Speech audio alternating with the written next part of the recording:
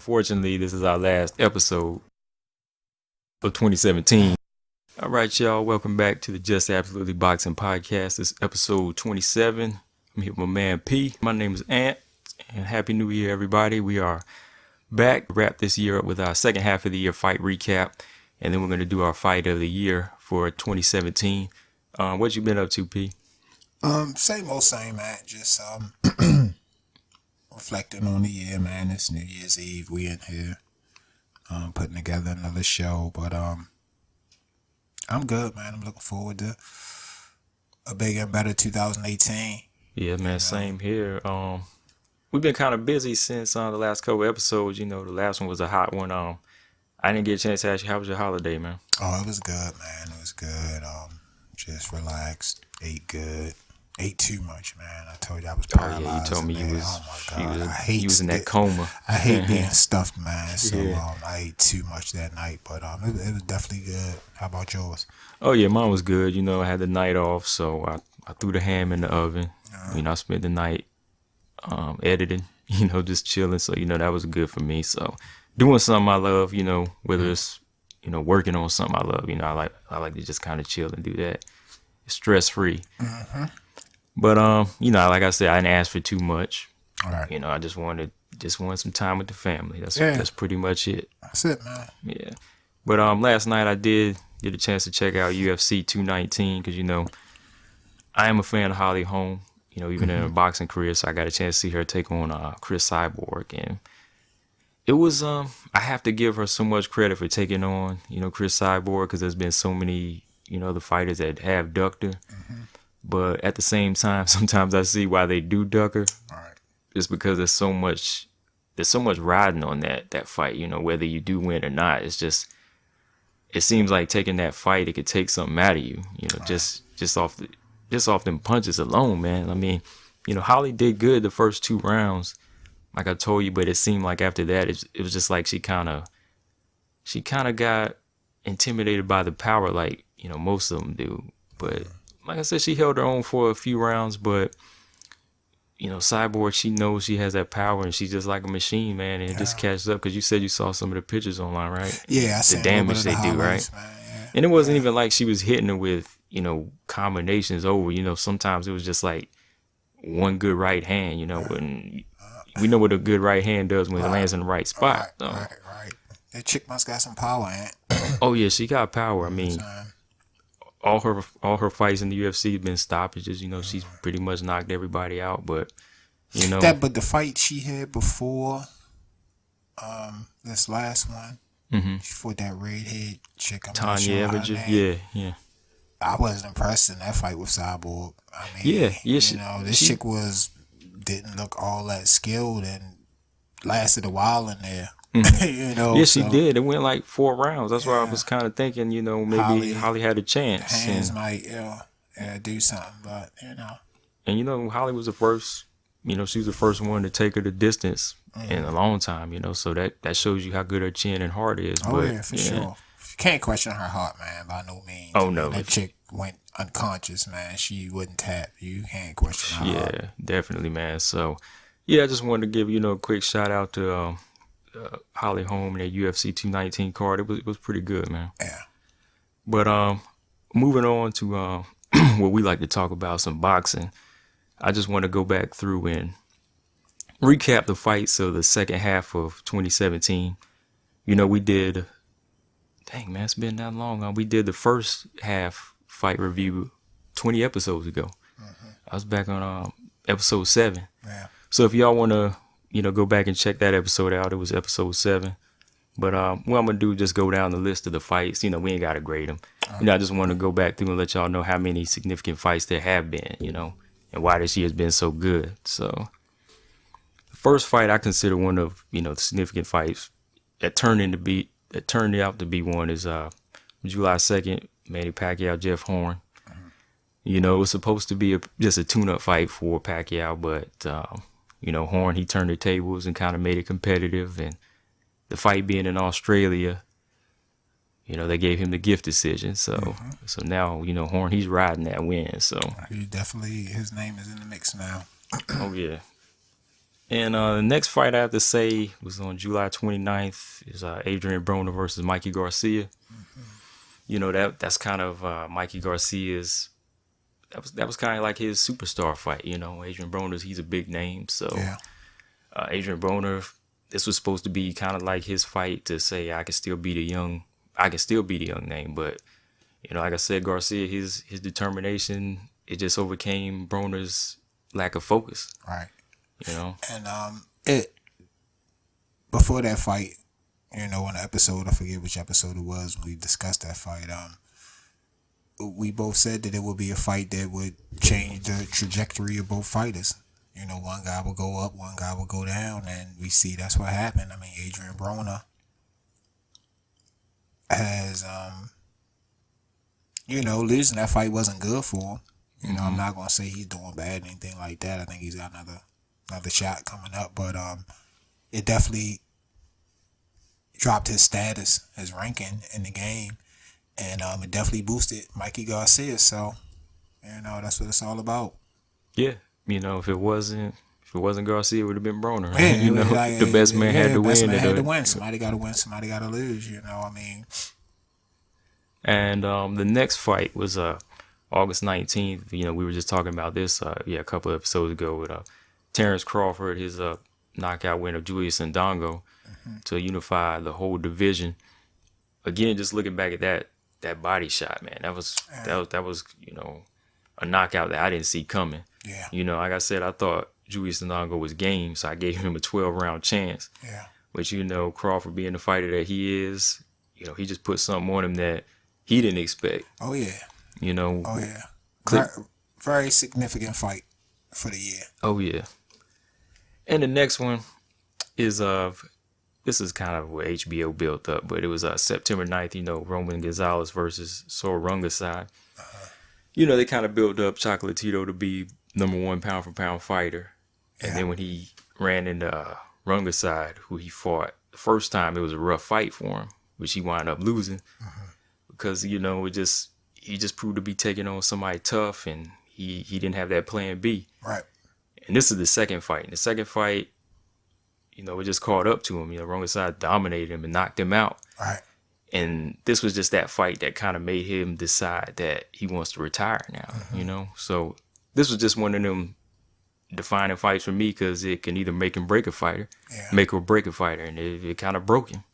And I mean, another thing about it, they were like ranking Chocolatito really high up on the rankings and pound for pound and all this stuff. And I kind of agree with the pundits that the smaller weights, they don't have the competition level to thrust them into those type of conversations to me. You know what I mean? Right. The guy that he faced, like I said on last episode, they were saying this guy could be contender for fighter of the year. That's the first time I ever heard of him, man. So it's just like that's goes back to what I'm saying. The competition that these guys are facing, it's not their fault, but most people never heard of them because they're so small, such small guys that I got a problem when they said something like Chocolatito being pound for pound #1. I mean, it's hard. It's hard to defend that. Because it takes. That's a question I have. Like, have you ever wondered why nobody really includes heavyweights on the pound for pound list? They can go through their one division and stay consistent and just beat every heavyweight out there. They still have some. They should have some room for heavyweight in there. They don't really have a chance to move up and down, but they can still. Heavyweight is the reason people watch boxing. That's a crazy point that you brought up, and I never really thought about that. Where you really don't hear about heavyweights and the pound for pound discussion, like you hear the smaller weights. I don't know if it's having to do with moving through weight classes or not, but it's like the heavyweight is just his own little entity, its own little body, to itself. Because for me, pound for pound didn't just really mean moving up in weight and then beating the next guy. Pound for pound meant you're grouping every single weight class together and choosing the best out of it. Like back in the day, like when Roy was on top and Hopkins was in there, like I never really heard anybody mention Lennox Lewis in there, like on that list. They would say he's the best heavyweight, but they wouldn't say he's like #1 or #2 pound for pound, you know. Right. Which I always thought was crazy because I considered him one pound for pound best. I mean, you would always get he's number one heavyweight. He's the best heavyweight, but you it's never almost hear, like a separate list. Yeah, separate list. You know, I mean, even in the Ring magazine where they had everybody listed, you know, Vladimir was up there for years and years and years, but he never was like number one on the overall pound for pound list. You know what I'm saying? Yeah, he could have been up. He was there. at the top of the heavyweight list, Yeah. you know, but not. You know, all over. It was some guys who were in a couple weight divisions. You know, Floyd Mayweather would have 140 and 147. You know, be the top fighter in 2 weight divisions, and a couple other fighters were at the top of a few divisions like that. But the heavyweight always just like kind of been separate. I never even really thought about it like that until you brought it up. Yeah, because once you think about it, think about this. You know, Hopkins, when he was on the list, he never moved up. He was in middleweight his whole career when he was up there. So. Yeah. There pretty much wasn't a difference, you know. Yeah, he was dominating the one division. Like, for me, I don't think that moving through weight classes should determine it. But I was saying maybe that's something that they look maybe at. I don't know. You know, that doesn't really mean anything to me. But maybe that's how they looked at it. But no, like you say, Bernard Hopkins stayed at 160, and you know he was on there. So I don't know what they're looking at. Yeah. Those little guys, man, it's like, like you're saying, like when they can run through so many divisions, it is kind of hard to judge them just because they're not dealing with the heavy hands of as you get higher and higher, you know. Right. And that's kind of the safety of staying in those divisions, you know. And dude, and even like just the notoriety of the fighters. I mean, these small guys, they don't have the story. They're not garnering the attention of the high, like. You don't know the backdrops of any of these small guys, man. No, you don't know, you know, what's on the line. You know what I'm saying? Yeah. It's not the same build up. It's not their fault either. Yeah, it's not their fault. It's not their fault because we forget sometimes. You know, like we don't really watch bantamweights. You know what I mean? You don't. You know, unless there's a guy and then knocking people out. They build him knocking up people's socks. So pumping this story up. You know, making him interesting. I mean, some of these guys we can't even say their names. You know what I mean? Yeah, Sorungs. Yeah, you know. That's not even his. That's like an alias. I can't even say his real name. So what is he? The kid Filipino? No, he's from Thailand, I think. Yeah, because I think Roman Gonzalez is from like Nicaragua or something like that. Yeah.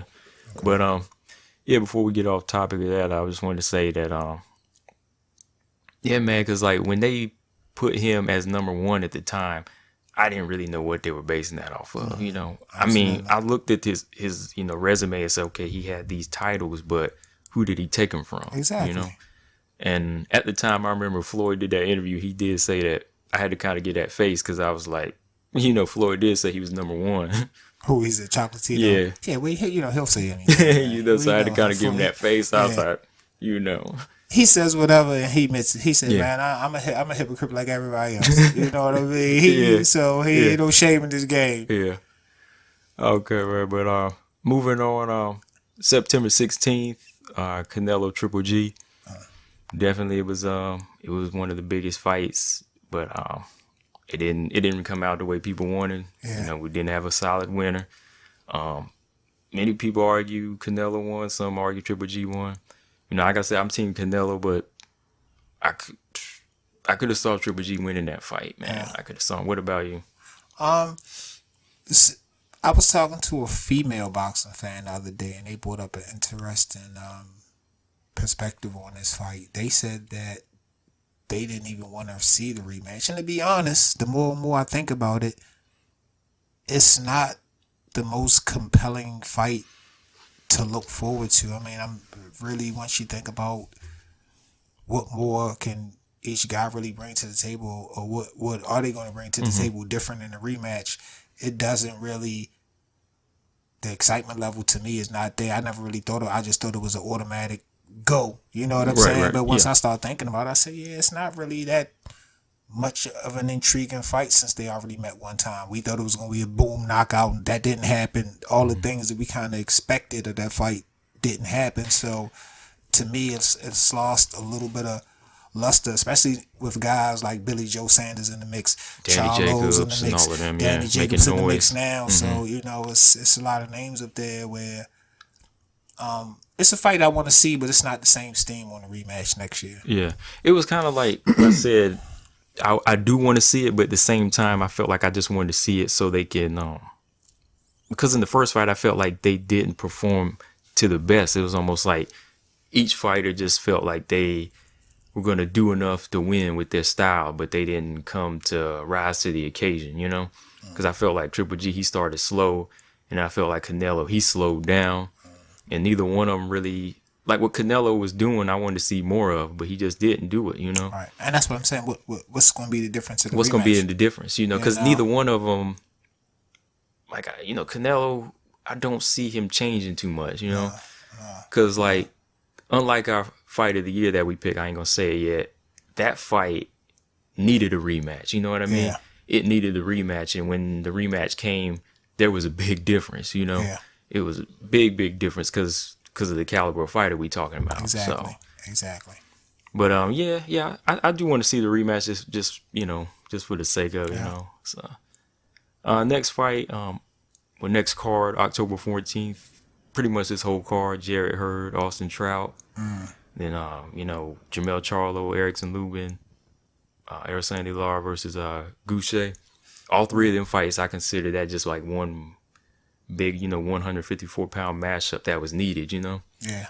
Because, like we said, it kind of weeded those guys out. So now, you know, Charlo and Lara, they probably going to fight sometime, you know? That probably was one of the most significant cards of the year, you know, as far as solidifying things and getting to who's really next in the bottom of some of these stacked divisions.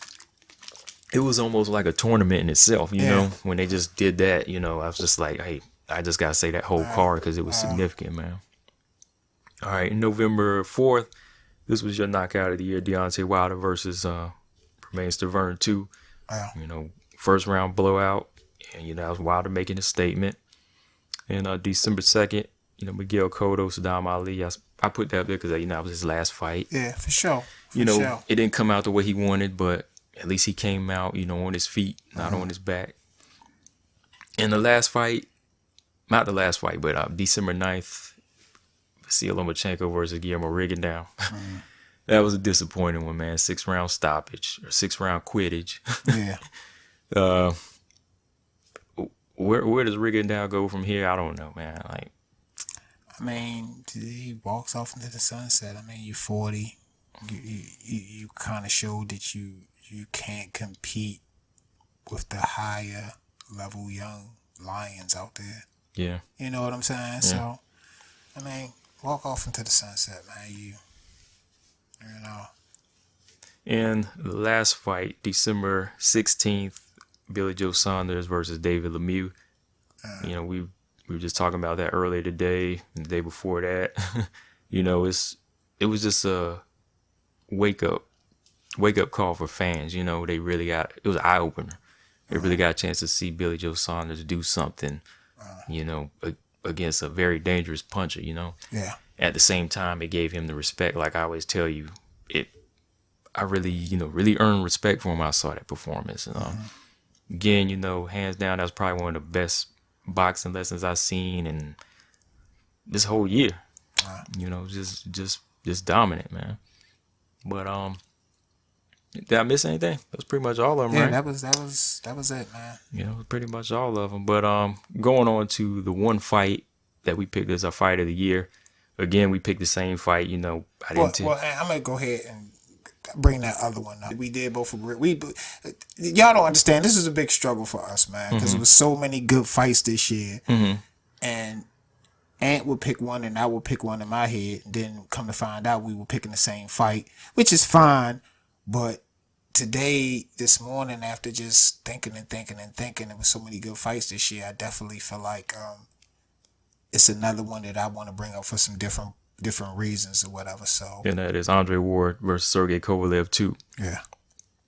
And like I told you, P, this fight, there was just so much pressure, so much energy. Even, you know, I could feel it. You know, it wasn't just the fighters, but, you know, the butterflies, man. Yeah, you get those don't butterflies. Know about that, man. Yeah, the like, butterflies in your stomach. You're not even fighting. Like the first, the first fight, I had the butterflies before it started. Oh yeah. But then I had them when it was going on. Oh yeah. Just because of the knockdown and everything that has happened, you know. But after that, whenever, I heard Ward say, hey, I'm going to give him the rematch in June, and butterflies came back, man. And then, Kovalev, he's going on social media saying this and that about Ward, son of judges, calling him all these names. And, Ward's not saying anything. You're just seeing videos of him doing his strength training. Virgil Hunter just coming up with this plan. And you rarely ever hear him say that. They never talk about having a plan. Ward's the type of fighter that adapts, and he goes in there and beats anybody. So when I heard Virgil Hunter say they were having a plan, it just kind of had me on the fence about it a little bit. Like, are they going to really execute a plan, or is he just going to come and box him? But Ward, like I said, he even knew that there was a lot of pressure going into this fight. He knew that a lot of people wanted to see him win as well as lose, because they didn't like. They weren't convinced with the first fight. Yeah, it didn't sit well with him. So it was just like, hey, you either got to prove it or get knocked out. And man, Ward, he really put on a performance this fight, man. It was just like, it was something we never seen like at super middleweight. The way he approached it, so different than the first fight. It was just like, I'm not scared of you. It was just, I ain't scared of anything you got, because like I said, you've seen Kovalev put these big light heavyweights on the back foot and just dominate, but Ward just bullied him, took him apart with a perfect plan of body punching and just overall mauling the bigger man. Yeah. And, a lot of people were trying to say there was some questionable low blows in there. I mean, maybe there were a few in the beginning just because of the way, Kovalev would kind of bend. It was a dogfight. It was a dogfight. It's expected, yeah. But I think overall, that one right hand that he landed in like round 9, you can't doubt that he was hurt there. For sure. That was on the chin. That was right on the button. For sure. And, he finished him off with a pretty good body attack, in my opinion, For sure. And the referees saw that as his chant.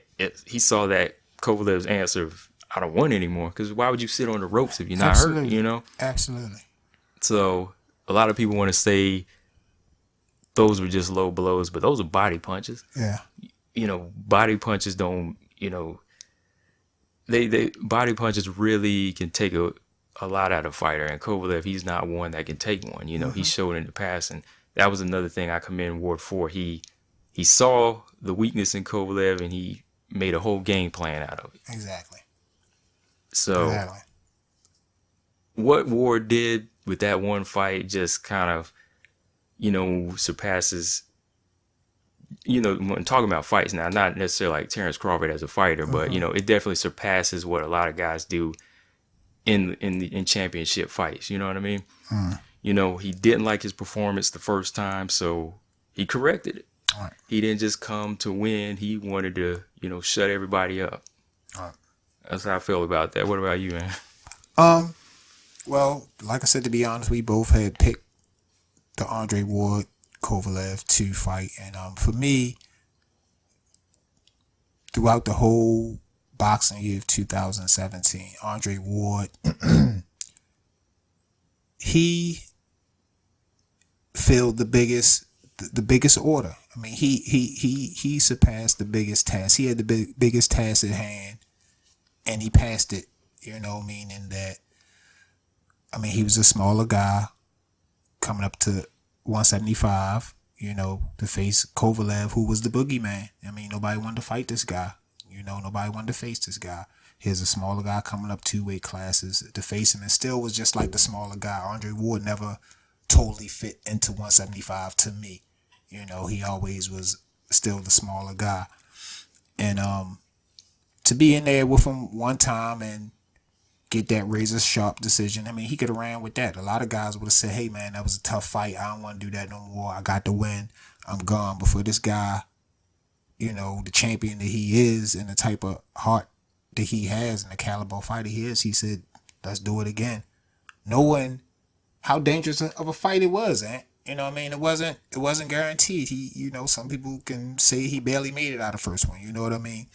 But to, agree to a rematch, another dangerous fight at this stage in your career, which you really didn't have to do, I think it was very commendable. You know, you have to give a guy his props for doing something like that. And so in that aspect, I thought it was a huge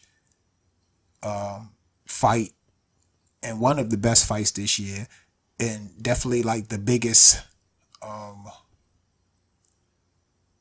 I don't want to say accomplishment, but he had the biggest task to fill this year. You know, it was a couple other guys who wanted to go up 2 weight classes, and all those guys failed doing it. It was like the biggest question to answer. You know what I mean? Yeah. So it's just like that big question, like, did he really win? Can he really pull it off? And he came in and the second time and left no doubts. You know, and even till the day, I mean, you know, fast forward to the day, Kovalev is giving him his props now. He's not saying it was low, he's dirty. He's not saying he's talking with a different tune today. And I mean, big up to him for doing that, because, you know, you have to, you know, give respect when respect is due. I mean, I respect him for respecting Ward now. You know what I mean? But for me, the other fight that I was kind of battling with was this Billy Joe Saunders fight, and because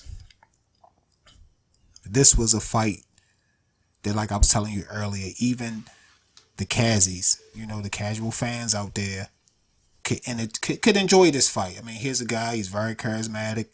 I mean, boxing skill, I mean, on another level. It was very interesting to see, no disrespect to white man, and then moving the way he moved and doing the things that he was able to do to a guy like David Lemieux. David Lemieux is not a bum. I mean, he's not A+ fighter, but he's a very dangerous fighter. He has dangerous power and could have ended that fight at any moment. But Billy Joe just really put on a really spectacular performance. And like I said earlier, I was telling Ann, I kind of made the, you know, analogy that, you know, Billy Joe Saunders, he made a hit. He made a hit record.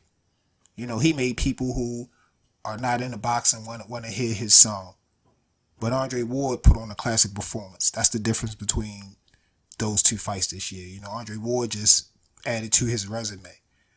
Billy Joe Saunders, he has us listening to his catalog now. You know what I mean? We waiting for the follow-up hit. So, I mean, that's the way I looked at it. But, you know, overall, I just thought it was a good fight for the year, because it probably brought some more fans to the sport, ain't?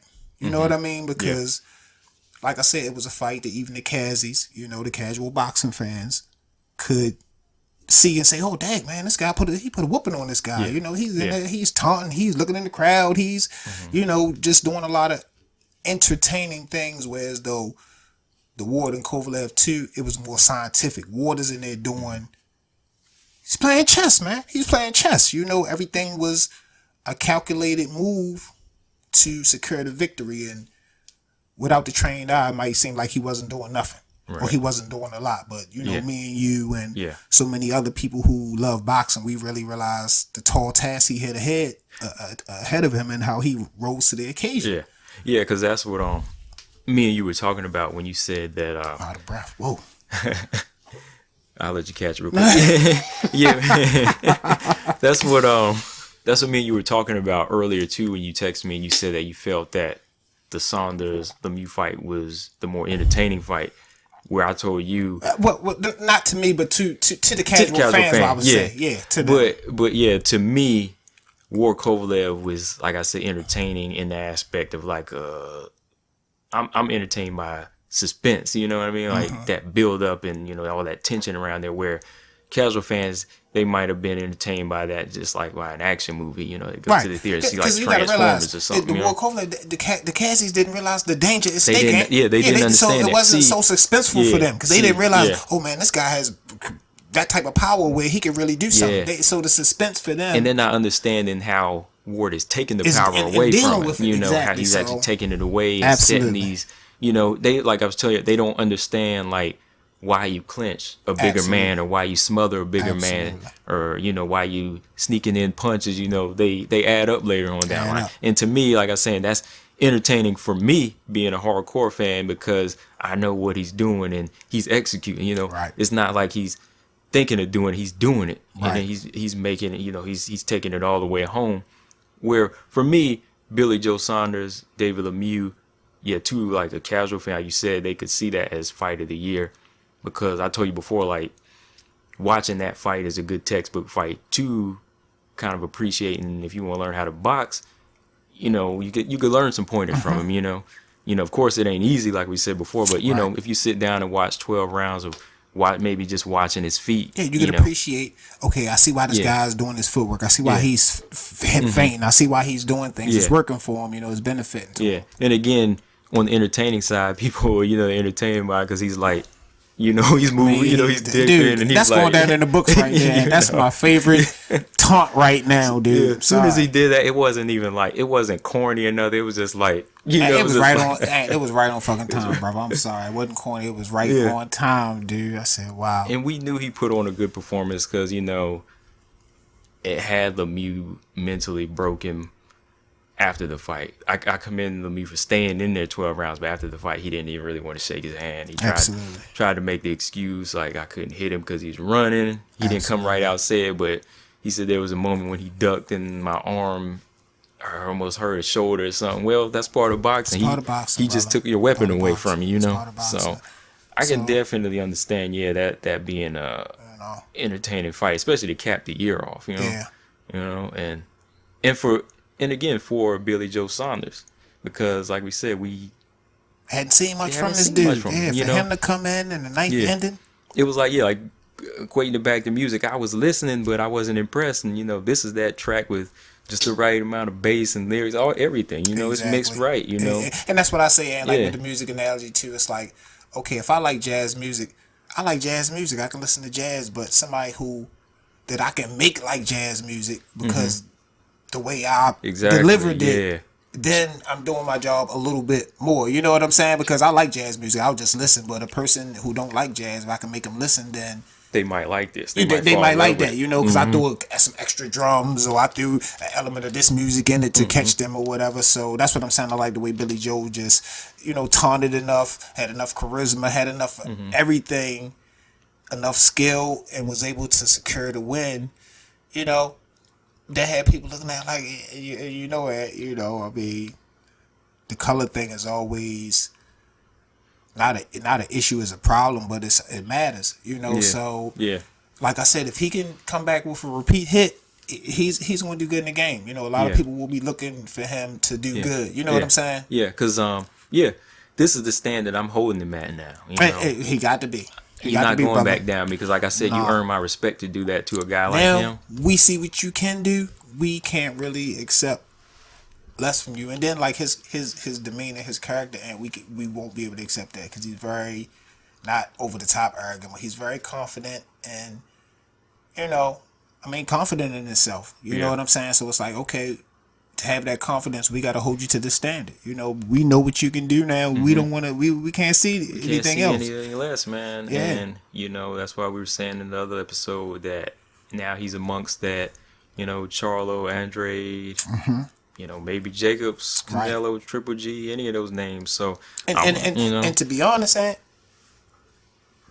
he don't really have a choice. He ain't gonna be able to perform no less than that with what's out there right now. Yeah, Lemieux was probably the last easiest thing. He was that gatekeeper. That last tier. Yeah, he can, you know, you can't go no lower than that. Yeah, it's over for that. So I mean, he has to perform on this level, and I hope that it motivates and brings the best out of him. Because if so, we're in good for some really good fights. Yeah, because the one thing about the fight that I really liked too was if you're a boxer facing a harder puncher, you still have to get that harder puncher's respect, and he got the puncher's respect by giving him enough power to keep him off. You know, that's the problem with some boxers when they face a puncher, they go on the back foot so much and they don't commit.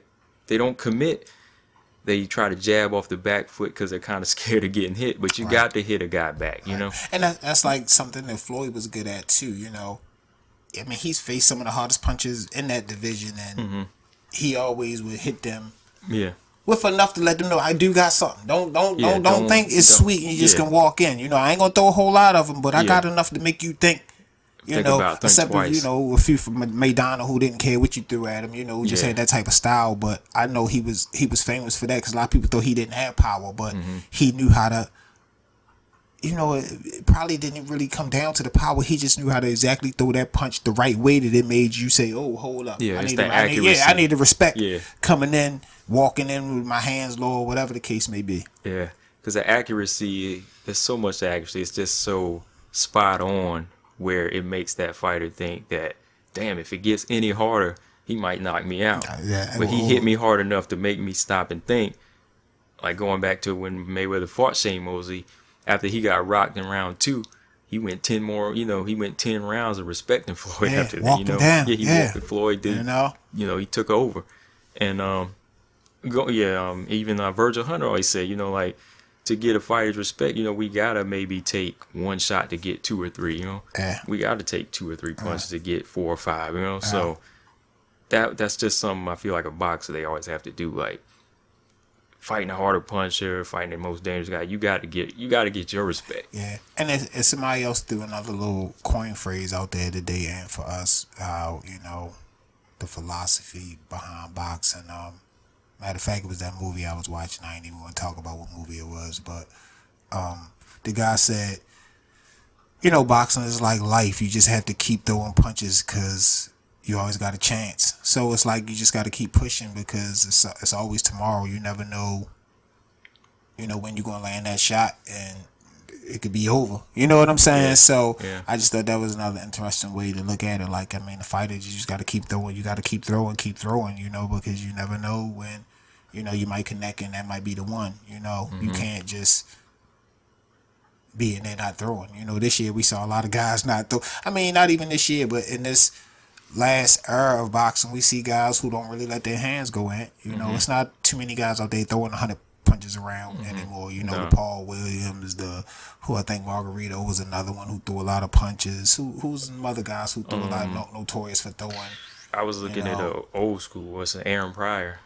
He's just relentless. Yeah, that's on a whole nother level. Yeah, he was just, he's just level. That's what I'm saying. We got guys now who not even throwing. Yeah. Record low amount of punches in fights. Yeah, you don't see guys. You see too many guys trying to pick and choose the punches, like they pick and choose their fights. It's like they're trying to wait for that perfect moment, but the perfect moment don't come from that one shot. You gotta, throw something out there.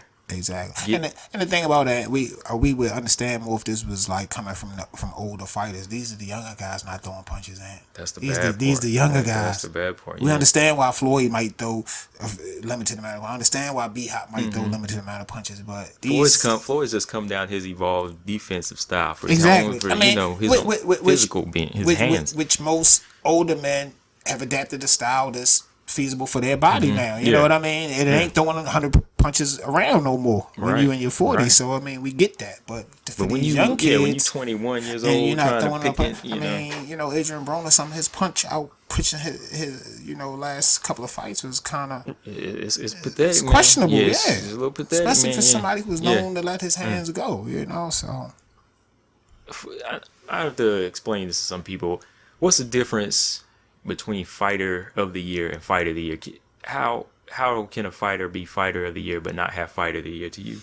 To me, it's easy, and it's funny because my cousin, shout out to Erica Folks, she had like one of my that turns Crawford meme. Yeah. And did you see what she said? Yeah. She said, "Help a cuz out." What does that mean? But fighter of the year, fighter of the year, and fight of the year, because you see the two fights that we came up with for fight of the year weren't who we had for fighter of the year. No. You know what I'm saying? And it's just like I said, the fight of the year is the overall performance in the year. It's not just from one fight. The fight of the year is what went down in a particular fight that may have, raised it levels above the rest of the fights that we've seen during the year. So the fight of the year, he has to at least fight 2 or 3 times a year, and each fight be impressive and step up in each fight. But the fight of the year could have had one good fight this year. We ain't see him no more. Yeah. You know what I'm saying? Yeah. So to me, that's how I see it. But it's definitely two totally different things. Now, the fighter of the year could have the fight of the year. Yeah. But this year, we personally didn't feel that way. Right. You know what I'm saying? Terrence Crawford, all his fights were good this year. He didn't put on a bad fight, but it just was other dynamics in other fights that kind of made other fights better, and it all depends on what you're looking for too, man. You know what I mean? Yeah. You know, it's a, you know, that's the thing about boxing. It's all about what type of fights that you like too. So Because for us, when we were looking at fighter of the year, it wasn't fighter of the year. It wasn't necessarily looking at, you know, this, like a blow for blow action pack match. You're looking for the guy's significant fights he's taking. You're looking for his road, his path. Where when I picked Ward Kovalev as fight of the year. I'm picking the one fight that where the fighter just had to really rise to the occasion and just beat all odds, you know? Right. And then you just look at the path at top of 2017. Terrence Crawford, he took this, fight. He took that fight. By the time the end of the year came around, he had unified the belts. He was undisputed at 140, and he was moving on to the next division. I mean, it's nothing else in a year that a fighter can do that would top that. Yeah. Because that's what it's all about to me. Yeah. You know what I mean? By the time the end of the year came around, he was the undisputed 140-pound champion. He's moving up and got big fights at 147 set up for next 2018. Yeah.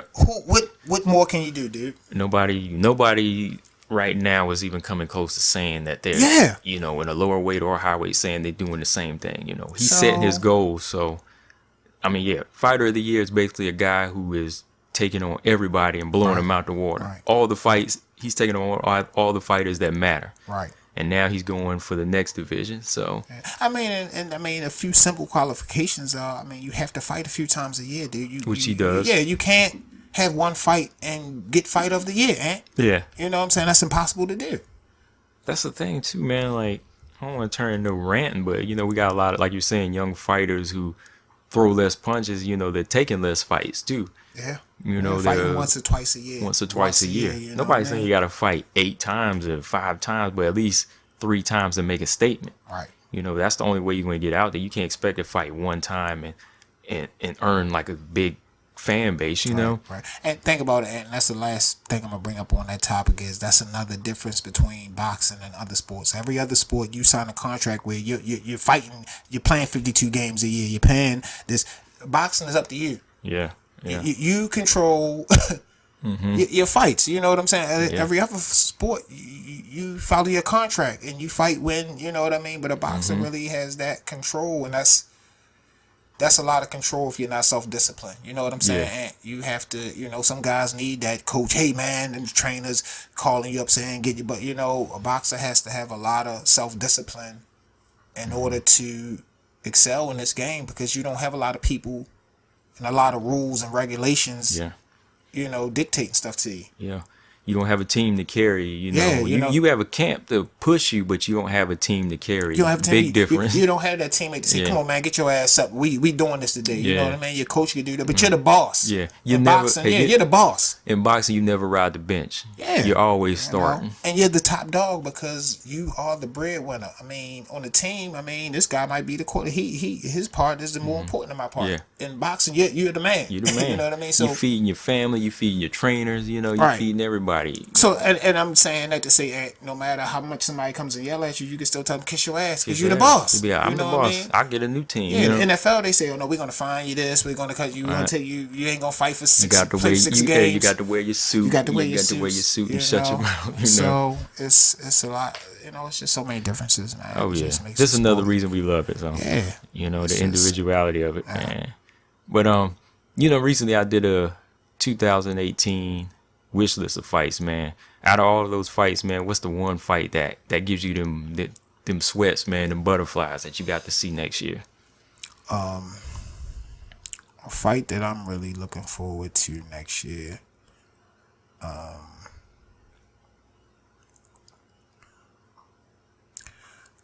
The top of that list will probably be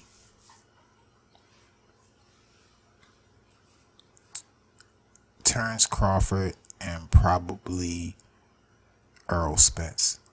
And the thing is, I'm just curious to see him in there with anybody next year. It's not really just the Earl Spence factor. It's kind of seeing him in there with anybody at 147 next year. So Just seeing what he's gonna do next year.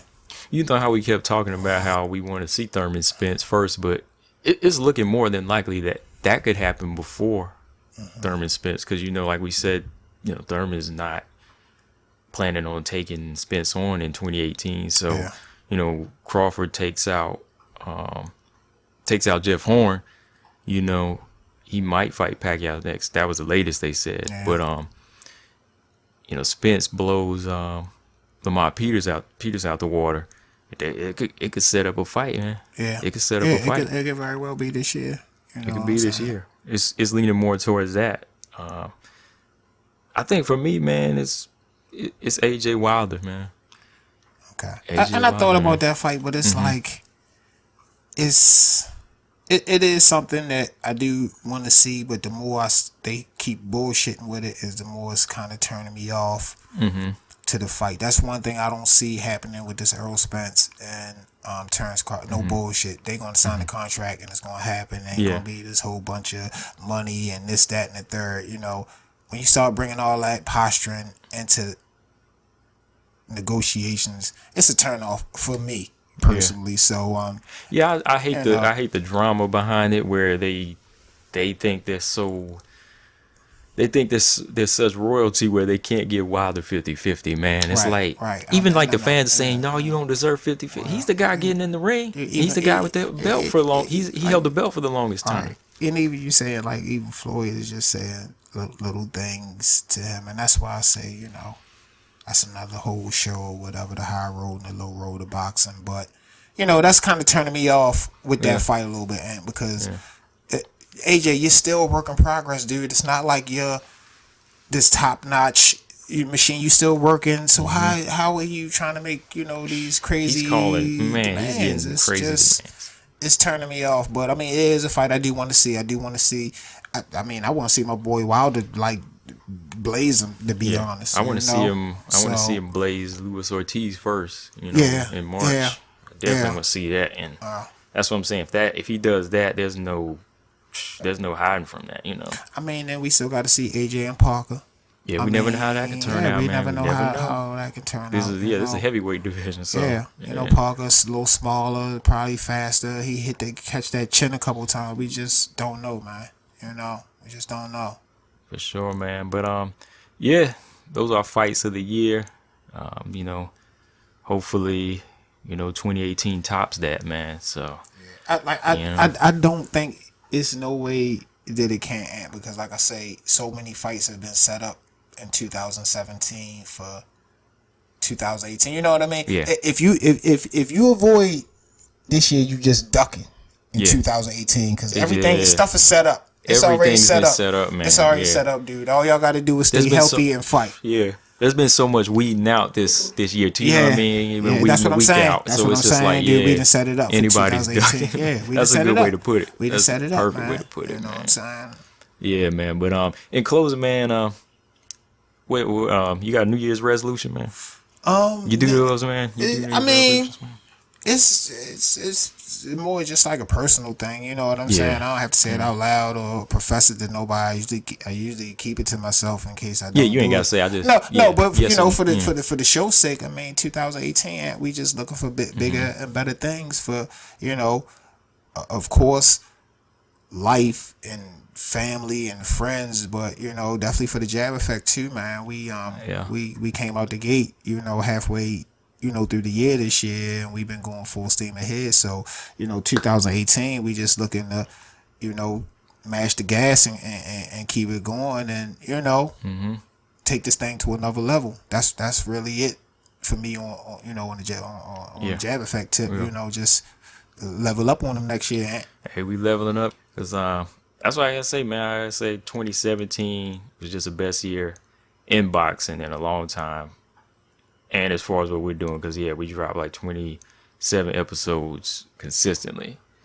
So and that's from half the year. That's not the whole from half the year. The first half we was just talking about it. We just talking. So the second half we kicked it off, and like I said, we came out guns blazing, and it ain't no turning back, and it ain't no stopping. And it's just like it's a personal choice. It's a personal opinion. You know, everybody got the freedom to like us or not like us. But whether y'all do that or not, it ain't gonna stop us. I just want people to know that, and that, you know, it's freedom or whatever out here, and it's freedom for us to do this, and we just gonna keep doing it. And whoever rocking with us gonna rock with us, and whoever not, just gonna get ran over. Yeah, I mean, simple as that. That's all I can. Yeah, you know. That's all I left my man speechless over there. Hey, yeah. Whatever he said there, I was like, shoot. You said, hey, you can rock with some runs over. I was like, dang. You know what I was picturing? I was just picturing me backing over somebody. At the end of the day, man. I was just picturing me running my down, man. Because we not begging nobody. We ain't got time for that, man. We not begging nobody, man. We just do what we love to do, and people who see that and appreciate that, they gonna rock with us, and that's what we looking for. If you ain't rocking, you ain't feeling that, then that's fine too. Yeah, man. Yeah. You know. Shoot, man, like you did leave me speechless there, man. I was like, dang. I was like, this is serious. 2018 ain't even here yet. He's serious. Shoot, he done closed out for me. Nah, but like I always say, man, closing, you know, boxing is life, man. Yeah. And you know, one reason I say that today is because, like, a lot of people make New Year's resolutions, and they always say they're gonna do this at the beginning of the year, and they don't never stick to it, man. But like boxing, you know, fighters, whenever they want to make a plan to do something, they stick with it. Yeah. Well, not for the most part. Yeah. Champions. Let me put it that way. Champions, whenever they come up with a plan or a goal, they say, hey, I'm sticking with this. And if that goal don't work, they start another goal that leads them back to that goal, you know? All right. So if you are coming up with the New Year's resolution, make it something feasible. You know, don't you got to reach and say, hey, you know, I'm going to be a millionaire by the end of the year. You know, that ain't going to happen with me. I'm going to lose 500 pounds. Yeah, you lose 500 pounds. First stop drinking the soda all the time. First stop drinking the soda. You know, that's the first step. And then, be realistic, man.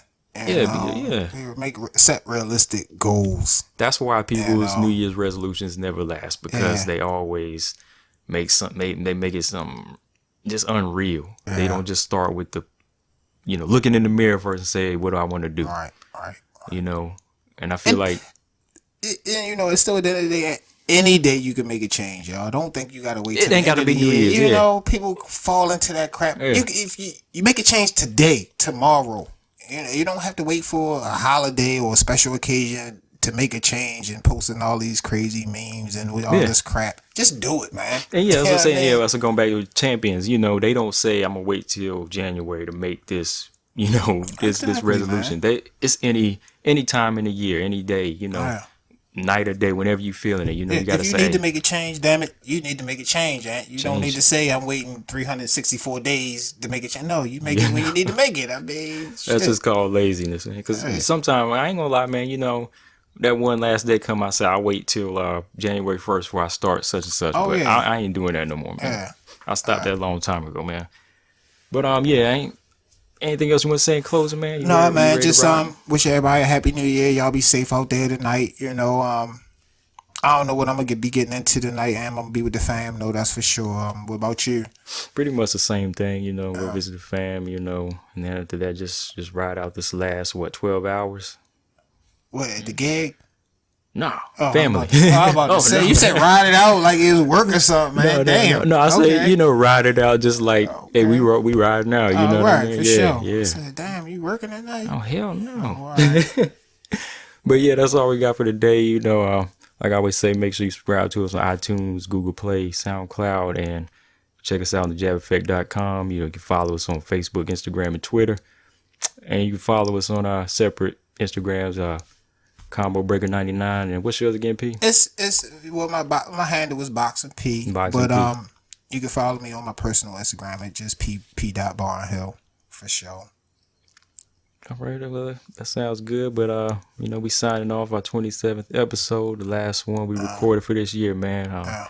Like I always say, my name is Ant. It's your boy P. And we about to sign off. Peace.